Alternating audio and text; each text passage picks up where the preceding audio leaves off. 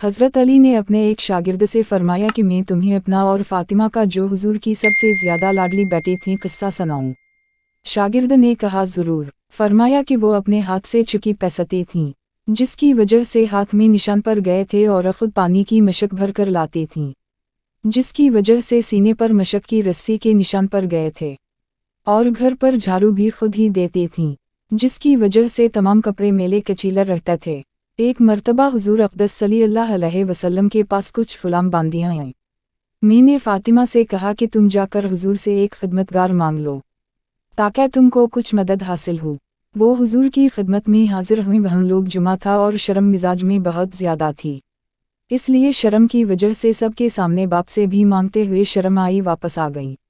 दूसरे दिन हुजूर अक़दस सल्लल्लाहु अलैहि वसल्लम खुद तशरीफ़ लाए। इरशाद फरमाया कि फ़ातिमा तुम किस काम के लिए गई थी? वो शर्म की वजह से चुप हो गई। मैंने अर्ज़ किया कि या रसूल अल्लाह, इनकी ये हालत है कि चुकी की वजह से हाथों में गिल्टे पर गए और मशक की वजह से सीना पर रस्सी के निशान पर गए।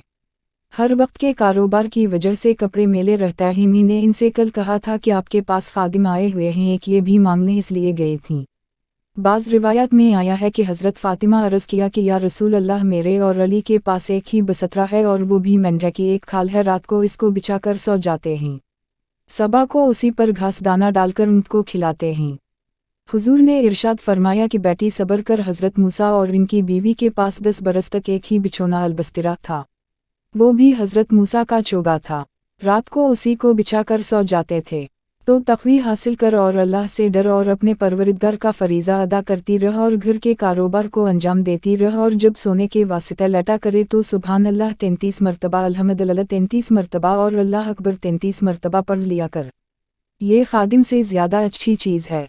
हज़रत फ़ातिमा ने अर्ज़ किया, मैं अल्लाह से और इसके रसूल से राज़ी हूँ, है यानी जो अल्लाह की और इसके रसूल की रज़ा मेरे बारा में हूँ, मुझे बख़ुशी मंजूर है।